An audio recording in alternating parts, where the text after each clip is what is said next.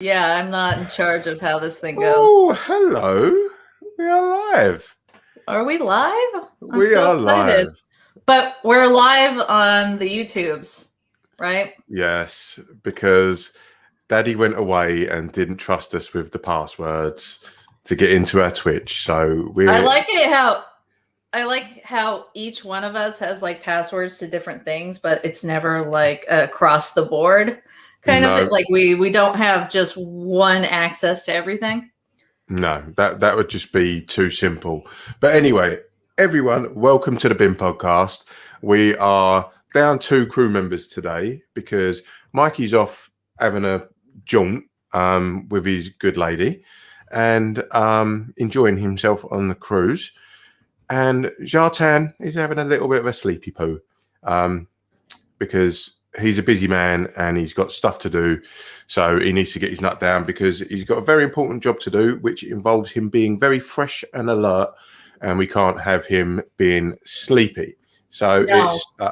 it's just. Could you just imagine like a fresh face up in the morning, like all the energy in the world, just beauty sleep Jartan. Like just let's all imagine that. It's quite scary, isn't it?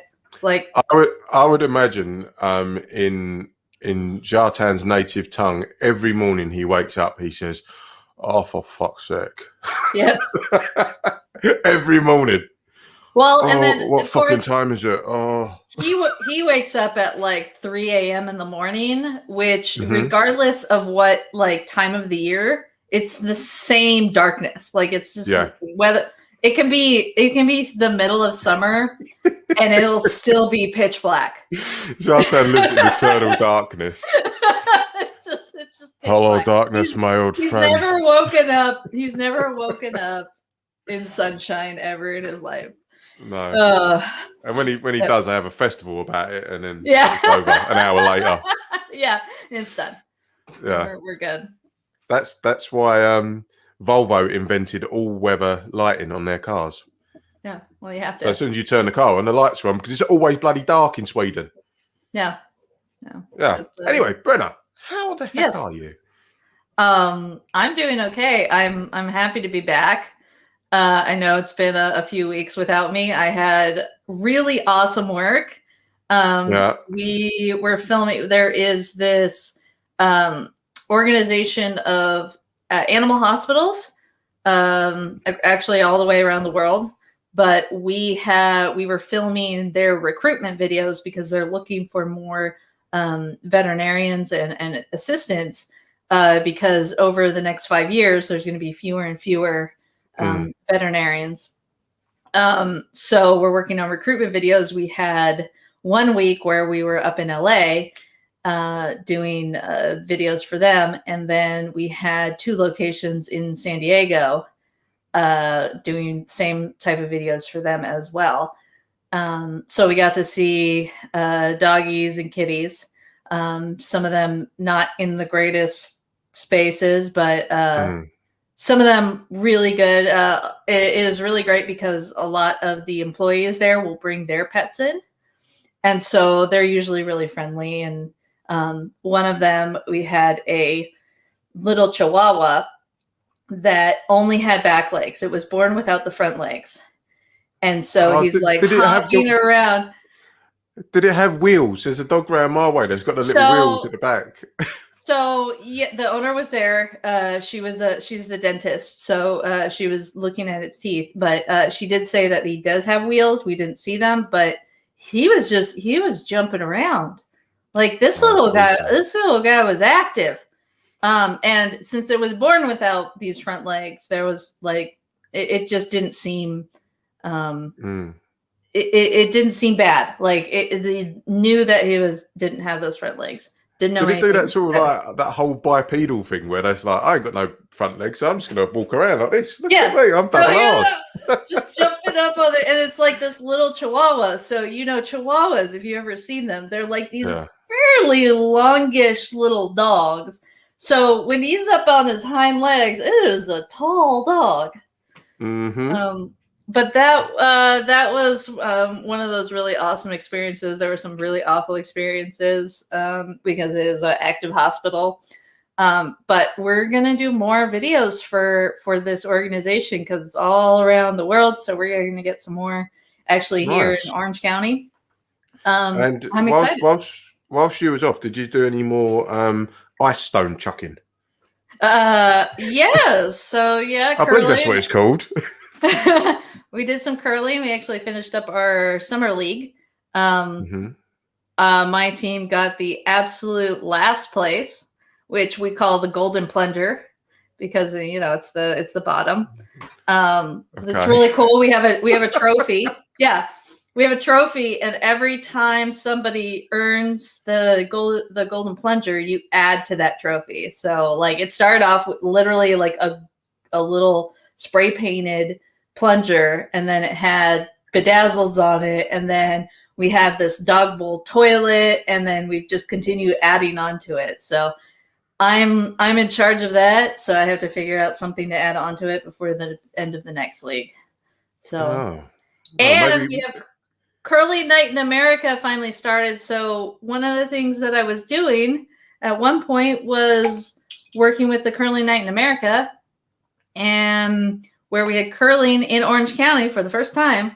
We had a competition in Orange County, and it just started on Sunday, and then the next one's on Friday, and then Sunday, and then I've got the perfect thing you can put on the plunger.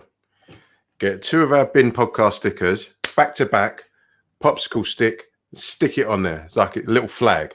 Boom. Oh, like in the bowl or something? Yeah. It like waves. Yep. Funny. Also, what happened? There was also something that happened last week, which was very important to me. September 14th, the recall election. Just kidding. Yes, the recall election was September 14th, and we'll go to that. But my birthday. What? Yeah, I know. I grew older. Wow. I know. 21.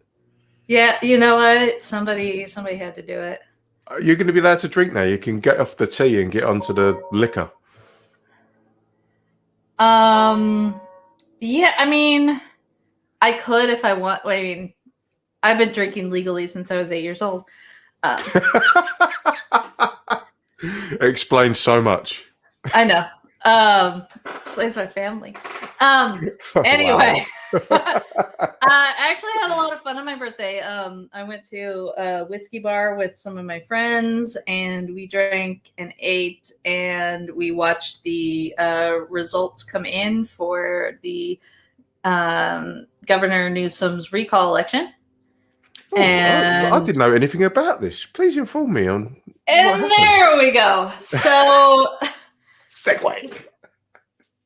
Perfect, isn't it? I used my birthday as an excuse to talk about the recall election because it happened to be on the same day.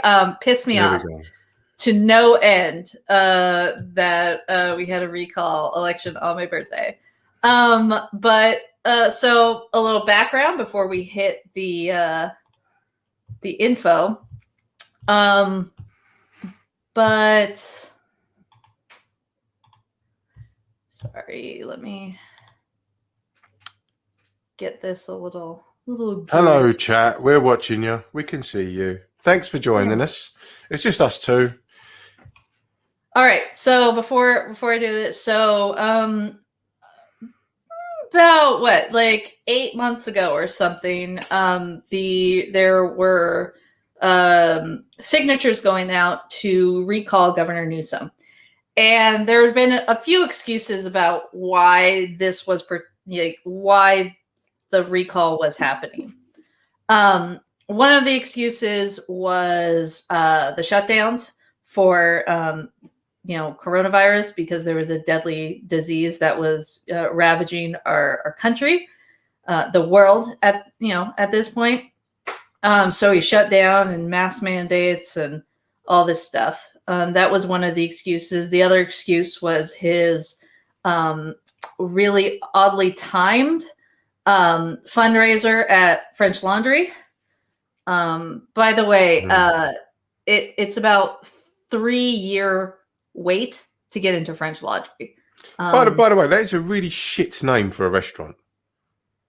It's incredibly famous. I don't think they want to change it, but yeah, it's still a shit name for a restaurant. It's like there's a shoe company called Chinese Laundry. Like it's a very, very well, like a very high-end shoe company called Chinese Laundry. Anyway, so these were some of the excuses. There's also little excuses that have come around, like the gas tax, which is ridiculous. Like there's all these excuses. By the way, when the signatures were reviewed and certified as the start of the recall, Governor Newsom started calling it the Republican recall. The Republican Party was not happy about that, took them to court, and the court said, no, you can call it the Republican recall. Because it was a predominantly Republican Party led recall to the point where there were outside money from national Republican parties as well as other statewide Republican parties, not California, by the way. So yes, it's the Republican recall. Forward, now we had the election. There were 2 questions on it. There was the should Gavin Newsom be removed? Yes or no? And who should replace him if he gets recalled? Kind of thing. So there were 2 questions. Let me show you what happened. Newsom so efficient, Brenna. So efficient. Prevails. Newsom prevails. So what the hell does that mean? That means a majority of voters who turned in their ballots said no. And now, in the case, if you actually end up going to the official recall election results, we had so far with majority, pretty much everybody reporting, the ballots are being totaled as we speak. There is currently 37% yeses, 63% no, which means that this was not just a failure. Like, this was not just This was a slap in the face. This was a slap in the face, wasn't it? This was an absolute disaster. The amount of money that was wasted on this was almost $300 million. Wow. So how did they?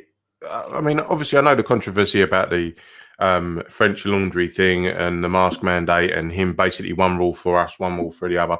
How did the Republicans mobilize such a backlash against Newsom, and then for him to be so overwhelmingly voted back in? Well, not voted back in, but kind of said, everyone pipe down. He's all right. Yeah, no, nothing to see here anymore. You just wasted a bunch of money and a bunch of time and a bunch of resources. And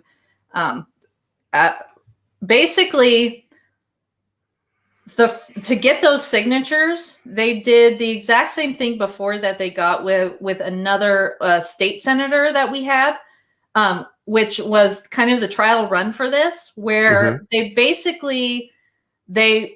brought in a bunch of professional paid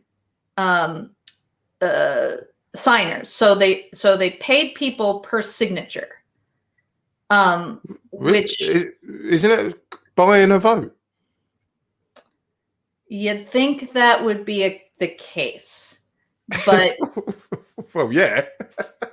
And what would happen is that they would go to these places that they knew that they would get. That they knew that they would get the signatures and just accost people. Like, they would yell at people. They would basically stay wherever they were until they were kicked out, usually in front of grocery stores or in front of drugstores. Those would be the most common places because a lot of people would be there.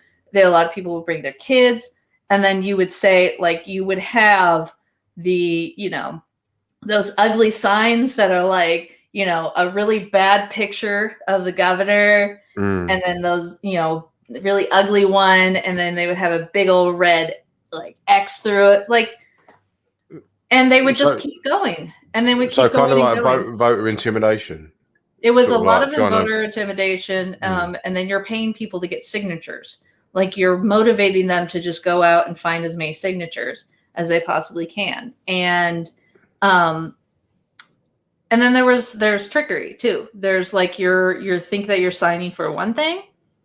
And they did this at the recall election, or the signings for one of our state senators, Josh Newman, and which they actually got him recalled, and so they used that as a trial run. So there's a lot of problems with this, and yet we have a lot of shitty district attorneys who won't do anything about it, including my own. My own's a piece of shit. We're trying to get him out of office. The thing is, both our respective countries sort of hold themselves up on the international stage as these big democratic, free speech, free country, do what you like. And then there's examples like what you're presenting now, which shows it's anything but that. It's about we can buy votes, we can intimidate voters, we will tell people who to vote for and why. Voter suppression, as we all know. Propaganda. Controlling where information is given and to whom and what. Like, it's about as non-democratic as you possibly can. Not only that, like, to continue on with this particular recall, the amount of candidates that were up for this election was to a ridiculous point where, I kid you not, one person,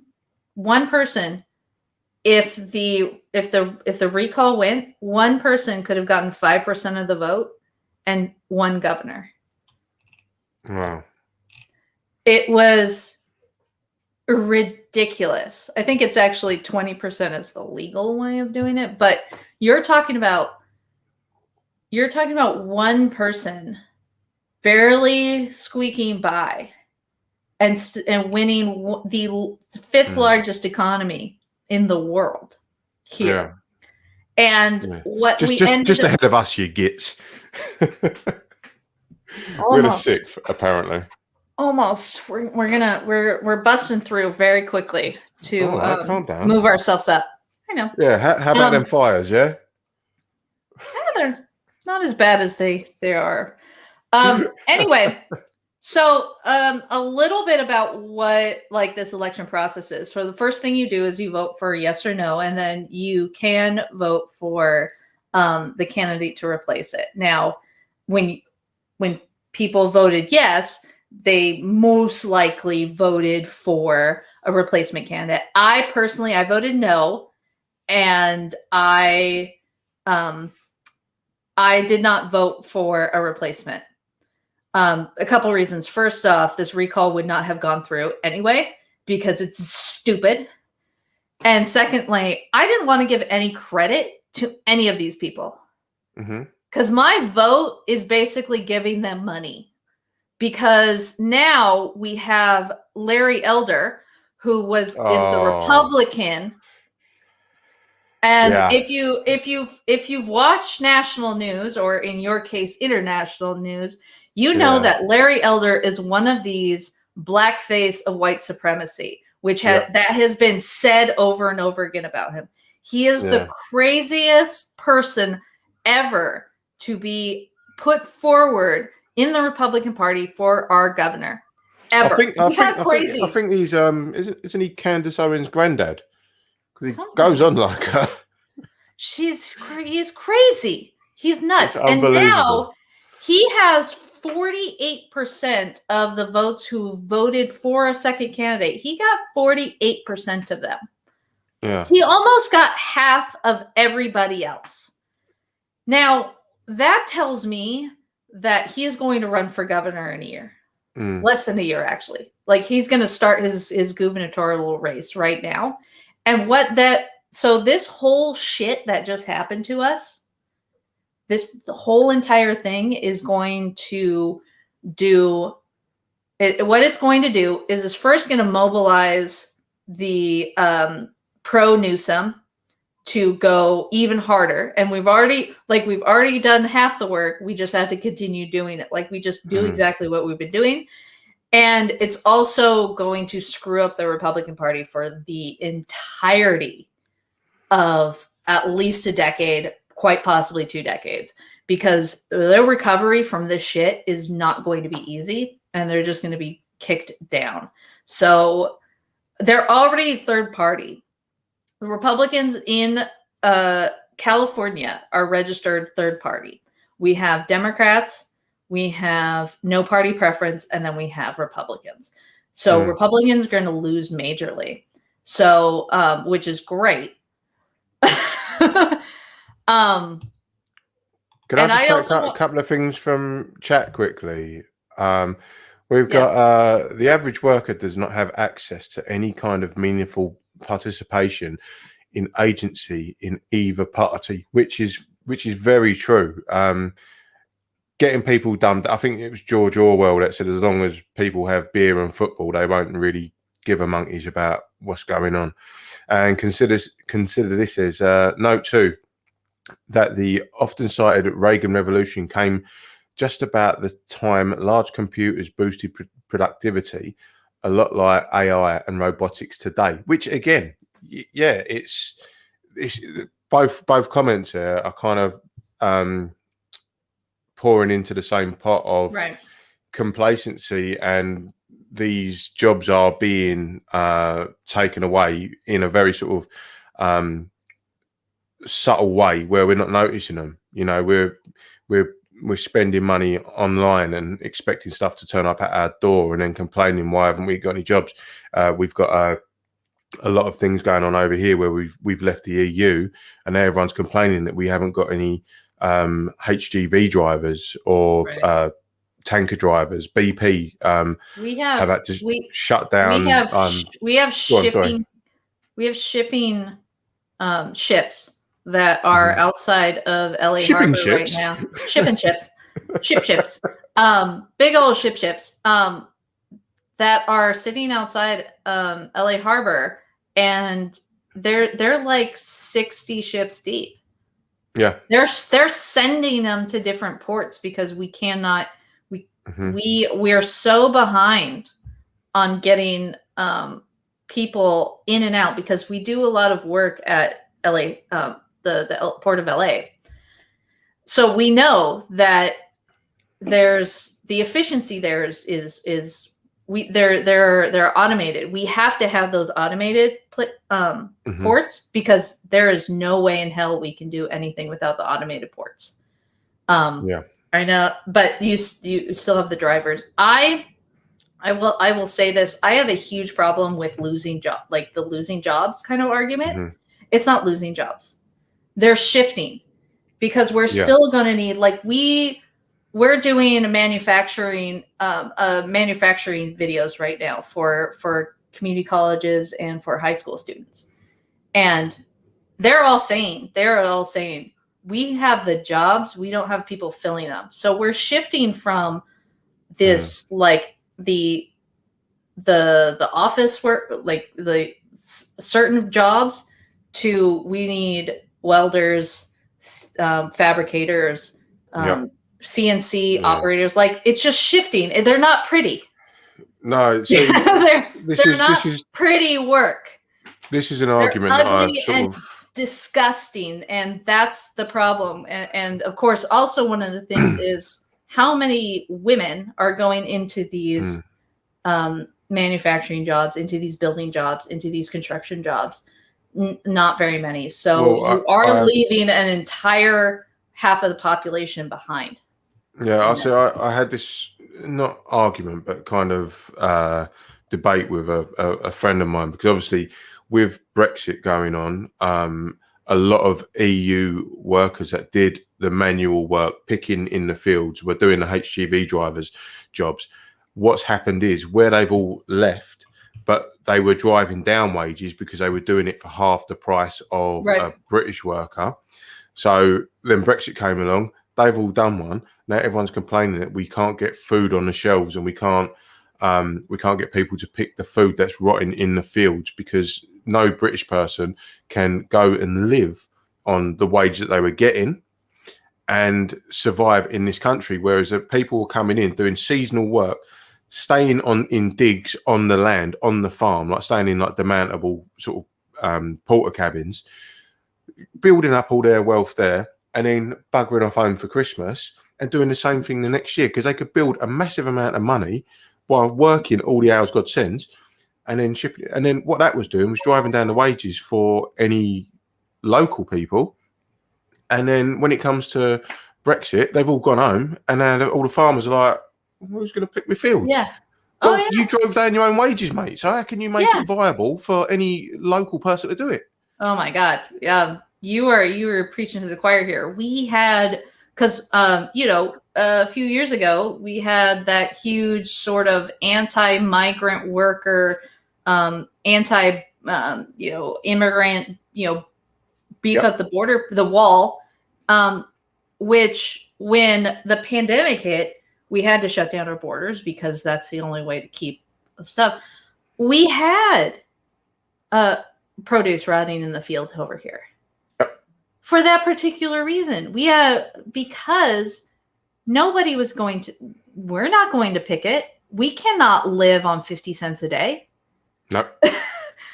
But other people can, because that is because the exchange rate between others, because the US dollar is such, is such a high currency that $20 a month is worth, $300, $400 where they are. And it's not only that, they tend to pool their resources where they are living in like HMOs, which is homes of multiple occupation. They're pooling their resources, so they might have they might put their money into what we would call a whip over here when you're at a bar, and that whip will buy the whole group food for the week, and then they just go and bash it out. And we have a lot of places that will feed them the 3 meals a day. They will do their transportation. They will they'll keep them working. And now we're getting that argument, right? If you've been on the internet lately, is about minimum wage and why these minimum wage jobs, such as fast food or large retail, the reason nobody wants to work for pennies, and then you're wondering why nobody wants to work. Nobody wants to work because you're not paying enough and you're not giving enough benefits. Walmart is not the destination for other people. You want people to stay on, you have to give them enough money to live, and you have to give them enough benefits so that it's worth it. There's this whole, we have the jobs, the pay sucks and the benefits suck. And we still have to get there. We still have to eat. We still have to have family time. Having 3 jobs is not a good thing. No, it's this. I mean, I don't know what the thing is in America, but we have a thing over here called working tax credits and child tax credits. And it's basically if you earn minimum wage and you work for a big company such as our equivalent to Walmart would be like Tesco's or Asda, Sainsbury's, one of these big supermarkets, right? So you can work for them, you'll be on minimum wage, but because you don't earn enough, the government will step in and give you a credit, which will pay you X amount a month, which basically means the state is subsidizing multinational companies for their workers because they're not paying them enough for them to survive. anyone going to look at the system and go, hang on a minute, these companies are posting profits every single fucking year of silly amounts of money, and yet we're still subsidizing their workforce. What the fuck is that about? What kind of upside down corporate bullshit is that? Amazon, Walmart. Yeah, the words of Brenna Duncan are not the words of Wayne Lynch. No. This is. If you want to sue her. No, you're right. I mean, this corporate welfare is a huge problem, and like you cannot cry about somebody on food stamps when you shop at a big box store. Yeah, sorry, I've got a correction. Phoebe in chat, the bin, she says to us, Asda is Walmart. Yes, Asda is owned by Walmart, but it's being sold at the minute. So yeah, thank you for correcting me on that. Well done. Yeah, Walmart owns Sam's Club. I mean, they're a big company, and they do it for a reason. They get a lot of money to keep their workers poor. Yeah. Anyway, we could talk about this shit like from dawn till dusk. Let's do the mid-roll real quick, and then we're gonna giggle because I want to giggle. All right. Let me get big and beautiful. Uh-oh. Yeah. Come on. Where am I going? I'm disappearing. No. Yeah, I don't need you anymore. All right. Why won't this thing work? There. Okay. Nope. Why are you still on my screen? There. No. Hello. You have to move me over. Right. So there you go. Now make yourself big. There you go. Mikey, come back. First off. No. Congratulations to Mikey on his pending nuptials. Please, I'm begging you, Kristen, you still have time. I am still available. I want to say also that I'm really happy. I'm finally going on a date with my love. Jenna and I are setting up a time to get together so that we can discuss our future partnership. We'll call it. I love you, Jenna. Be aware if drinking is involved, there might be some inappropriateness. Film it. I can, but I don't think that's fair. Why don't you bring a drone? I can't drink and drone. It's against the law.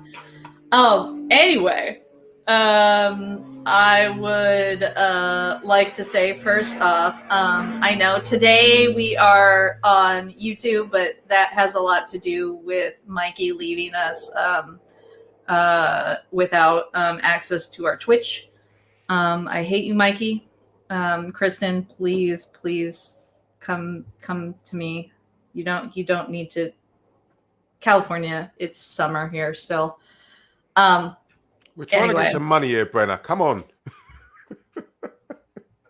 It's just me. Like, I'm talking to myself. It's fantastic. Anyway, we are usually on Twitch live on Thursdays, and then we do the rebroadcast on YouTube on Fridays. So if you cannot do with us live, then you can come back and rewatch. And please, you can comment still in the YouTube. We will still read them later. If you want to contact us directly, you can go to thebinpodcast@gmail.com.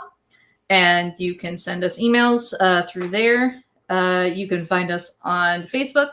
You can find us on Twitter. You can find us on, what are we on? Discord? Shit, we're everywhere now. You can find us on Instagram. I don't think we do very much on Instagram because we're not really that visual of people. You could find Jartan on TikTok. Jartan's on TikTok, which is just the weirdest thing. I'm not even on TikTok. Anyway, these are the simple ways that you can help us out without having to spend money. like, share, subscribe, blah, blah, blah, blah, blah. You know what to do. I've said this over and over again. But financially, you can go to patreon.com/The Podcast. You can become one of our patrons, and then you can see some exclusive content. Once Jenna and I have our lovely date, we'll be working on getting a exclusive Patreon-only videos, which might end up being at least one of us drunk. I'm not saying which one. At minimum, one of us drunk, quite possibly both of us, and we're going to be talking about, shit we want to talk about because we're going to be in control of our own videos. Can I just say, I personally can't wait for that. Yeah, I mean, you can see, if you are a patron, you can see video of me drunk with Mikey. Drunk Brenna is the best. And if you guys don't know the reason why I don't drink on this particular podcast, it is because it is noon on a Thursday. And being drunk on noon on a Thursday is not the best way to live my life. We have a new person in chat. Hello, Notty. Oh, we do. Welcome. Welcome. See if we can do a look at that. Yeah. Everybody say hi. Thank you. All right. So, now, Brenna, are we going in? I think this is your chance to shine. This is Wayne's chance to just show us who you are. Me showing how ridiculous my country is, and here I am. Look at that big face. I mean, it's fancy light. Beautiful. Whilst in my kitchen, got me kettle, me toaster, me hob, me utensil caddy, and me knife block. All being illuminated by my. All right.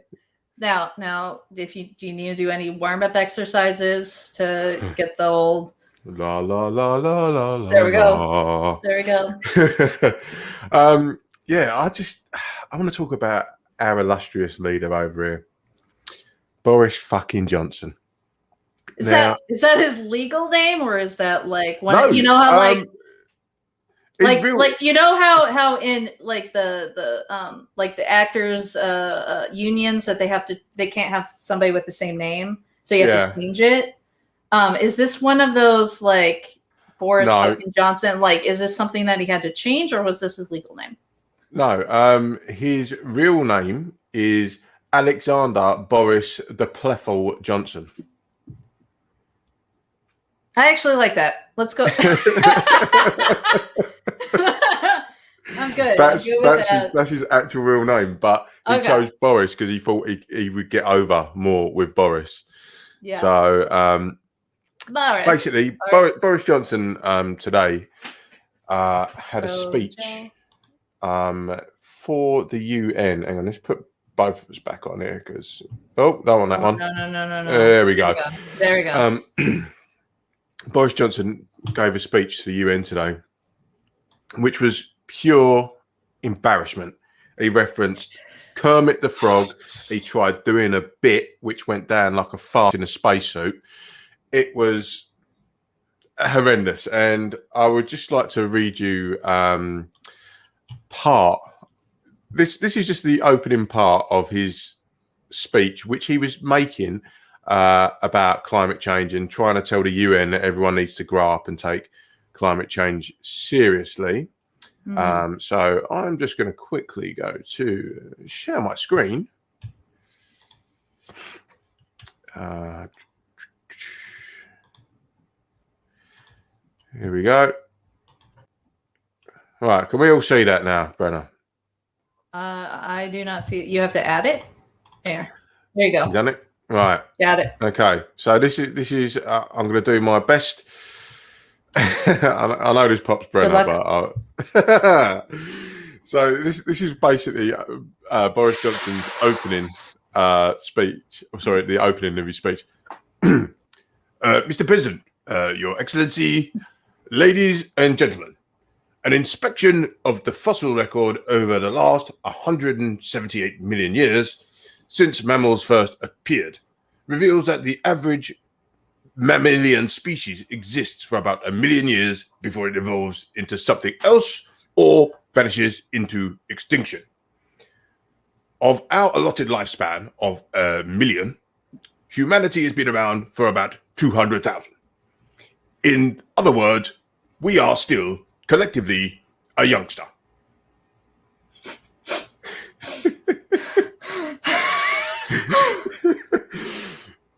If you imagine that millions years as a lifespan of the individual human being, about 80 years, then we are now sweet 16. We have come to the fateful age where we roughly know how to drive and how to unlock the drinks cabinet to escape, and to engage in all sorts of activity that is not potentially embarrassing, but also terminal. And oh my God. Wait. We have to absorb all that. I've got more. I'm not proofing it yet. I'm just kind of like, oh God, here we go. Right. I should be drunk during this. In the words of the Oxford philosopher Toby Ord, we are just old enough to get ourselves into serious trouble. We still cling with part of our minds to the infantile belief that the world was made for our gratification and pleasure, and we combine this narcissism with an assumption of our own immortality. I can't do it. This is. Don't get me wrong. It's wonderful to listen to. It's gotta be draining, mentally and physically. Jesus Christ. That's our fearless leader. So yeah, you thought Trump was bad. No, I still wouldn't take Trump. Yeah, no, I would not take him back. The thing is with Johnson, it's a case of he just wants to be liked. So he's always trying to pop the audience. He's always trying to get the crowd on side, and that's why he's all this ruffle hair, all that caper, because he's just trying to look so ridiculous that you can't take him seriously. So you have to laugh. But the problem with that is this cunt's in charge. Yeah. You know what I mean? And I don't know if you saw the pictures with him and Biden earlier in the week. He just looks ridiculous. Absolutely ridiculous. But yeah. That's what we've got to put up with. And so what was the actual gist of this? The thrust of the speech was he's trying to be the green leader of the Conservative Party by trying to state that, well, to paraphrase what he said the world needs to grow up and deal with climate change properly. Mm-hmm. All at the same time, whilst continuing many projects and many schemes that are completely against climate change, completely sort of like in my line of work, you cut all funding for the particular scheme that the government was subsidising to insulate homes.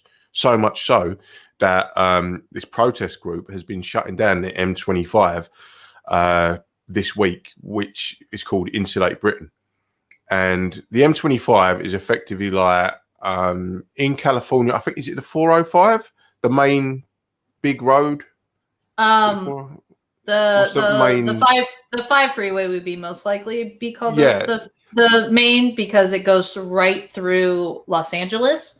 Yeah. So usually that one is the 5 freeway or I-5 or whatever the fuck you want to call it. So it's the major. I-5. Yeah, Interstate 5.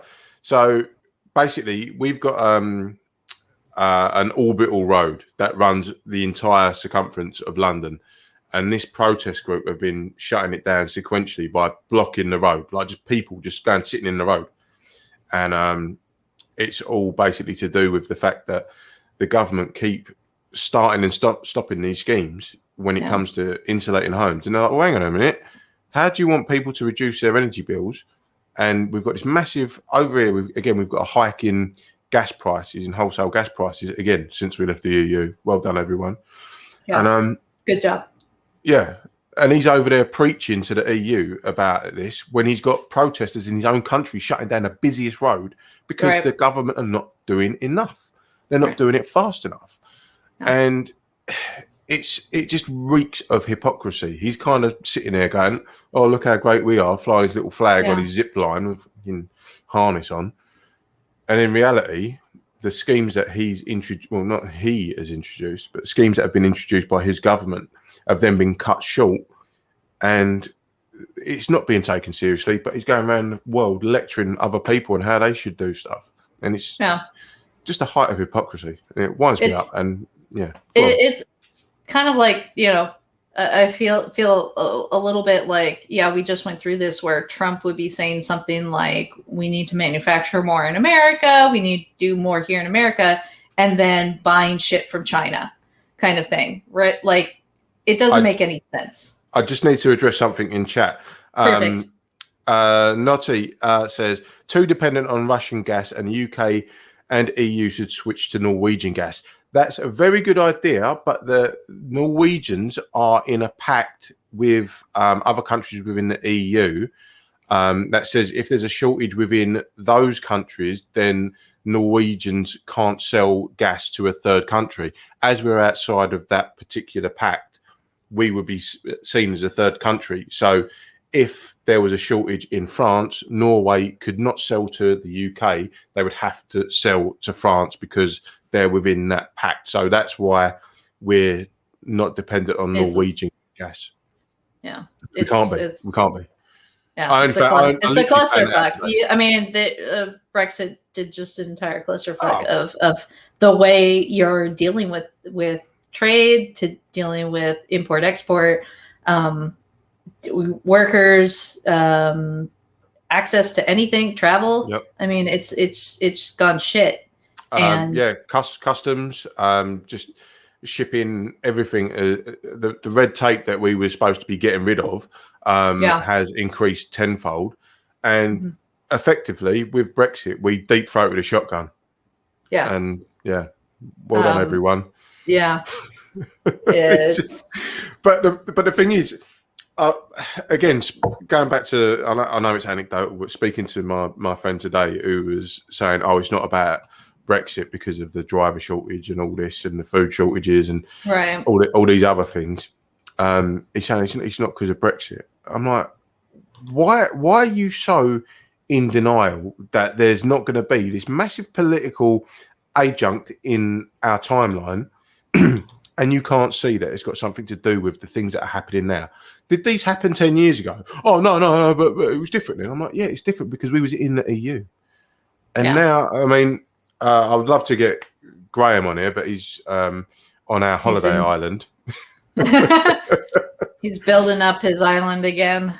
Yeah, because he would be perfect to explain this all to it, because at the end of the day, Graham Hughes is our EU expert. For those that don't know, he is the first man to travel to every country without flying. He was nicking lifts on container ships and whatnot, and he knows his onions. He is probably the most knowledgeable man with international affairs that I've ever met. And he's kind of one of the leaders of the Rejoin EU movement that is working on actually getting EU to want to get the UK back. And he's been really good about sharing, especially with us Americans, kind of what the hell is going on, and realizing that there is so much more than what was promised in the Brexit. That it's falling apart at the seams, and it's gonna destroy the UK without any big action. If anything, Brexit is doing the exact opposite to what was promised. It was no more red tape, free trade deals around the world, which Joe Biden just said, fuck you, we ain't doing any free trade deals at the minute. To Boris, he said, oh, yeah, we're not getting any free trade deals. And then he dressed it up by saying, but America have opened up the travel corridor back to the UK. And that's true. But what he omitted from that is he also opened up the travel corridor to the whole of the EU. Yeah. But just conveniently leave that little bit out just because it makes him look good. And yeah, the red tape. I mean, I personally have been down to Ashford in Kent, which is on the way to the Eurotunnel. And the lorry park there that they had to build in preparation to this is rammed. And I've been stuck in traffic so many times there. Because what they're doing is they're doing all the customs checks in this lorry park. And then that's taking longer. They have to have all their papers in alignment, which means that whereas before with the freedom to move, it didn't matter. There was no border. Right. It'd be like me driving from Essex to London, and that's Wales, and also Wales, for regulations for imports was different because now that you were part of the EU, everybody was under the same regulations. Where once you're cut off from that, now you have certain requirements going into another country or going out, which has caused a massive palaver in Northern Ireland as well. So for the uninitiated, Northern Ireland is the northern east part of the island of Ireland, which is a British territory, or is a British country. Right. And the troubles over there with the IRA and everything meant that with the Good Friday Agreement, they had to get rid of all infrastructure that created a border around that. Now, the EU rules state that any third country that borders the EU must have a hard border in it, which would mean if we were to follow the letter of the law, we would have to be treating Northern Ireland and Ireland as if it was Bulgaria or Russia. Someone outside the EU. You've got to have a hard border there where checks on goods and people happen. But the problem is with the Good Friday Agreement, there has to be alignment between Ireland and Northern Ireland. So there is no border. But as soon as you withdraw Northern Ireland from Europe, they effectively are a third country, which would stipulate they have to have a hard border. And they haven't figured that out yet. And no one spoke about that before the whole EU referendum. And now, again, another clusterfuck. But it's just the whole thing's just a complete mess. Yeah. And it's all based on xenophobia, jingoism, and just fear of the other. And that's what it comes down to. And you speak to anyone who's like pro Brexit, they'll always mention the Second World War. Yeah. Always. It's just this thing that's ingrained in certain people's psyche that, you know, Europe is the enemy and we're Great Britain, we stand on our own and all this bullshit. We can't see that we're a global economy anymore. We just think we're this superpower, which we were back in the day. And then everyone else caught up and got better at shit than us. Yep. And now we're sort of sitting there going, oh, what do we do now? Yeah. Scratching around for a free trade deal with the old colonies like Australia and America, the pact that we just signed about getting Australia some nuclear subs. But it's funny how it's the old colonies that we signed with and it's all the English-speaking ones. Weird that. Well, on that note. I mentioned the war. Sorry, I'm just going to address a few things from chat. Nerdy Rodent, oven ready deal. Yeah, where did that come from? Yeah. Oh, that's disappeared. Where am I from? Wayne, where am I from? You are from Orange County. I am definitely from. Don't mention the war. Those Brits. Brits don't enjoy mentioning the war. We do if we're speaking to the Germans. No, Yeah. I think, by the way, I think one of my favorite quotes from it was from Chicken Run, and it was my favorite quote about United States about always being late to every war. Great. Because we always are late to every war because we go through this idea that we don't want to be a part of anything, that we want to be isolated from everything, and then all of a sudden we get kind of dragged into it, and then we're like, yay, we won the war. Mm-hmm. No, we didn't. We collectively as allies got together and worked as a team. Sorry. Yeah, well, there are many conspiracy theories as to how the Americans manufactured consent to enter World War II. Yeah. Let's not go into them because we don't want to get demonetized. But I'm just saying there are many conspiracy theories. Well, one of the reasons why we had to was to enter the war in some ways because we were going through this huge depression here in which we actually had to manufacture shit in order to get out of that. And so you're welcome because we manufactured shit for you. And then all of a sudden we got bombed and then we're like, fuck it. We have to go through that. We have to fix this shit. Yeah. It's fun. It's funny though, because a lot of the older boomers, they always arc back to that post-war era, sort of 50s and 60s, and they sort of like idolize it. They've got the cars, the culture. This is, the best period of our history, the post-war history. But what they forget to tell you is that was the biggest. You had over in America, you had the New Deal.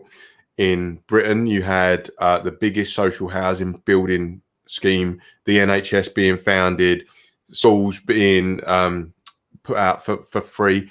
All of these social programs that benefited everybody.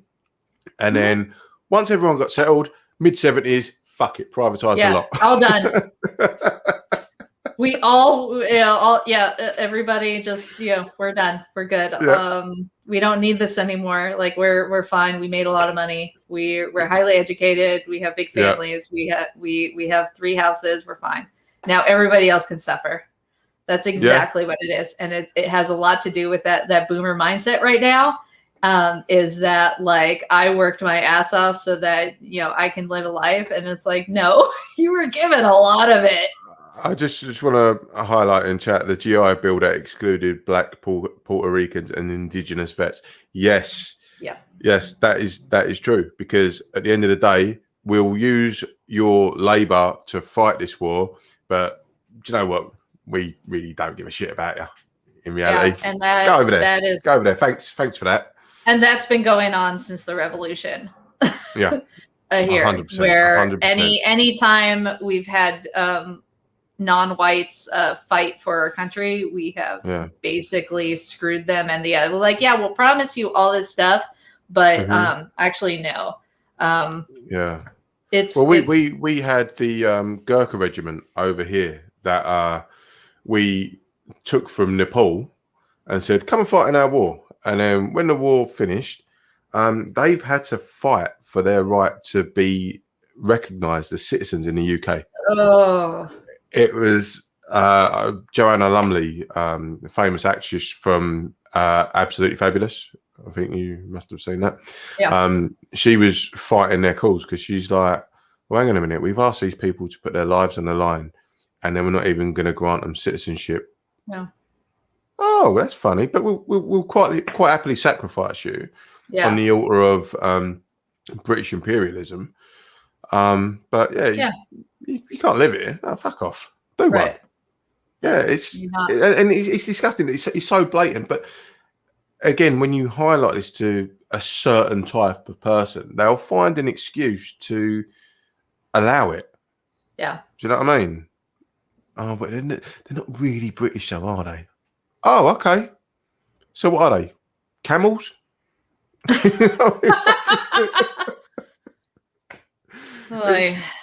It's so frustrating, and Yeah, I don't know. It's the world we inhabit at the minute is quite polarizing.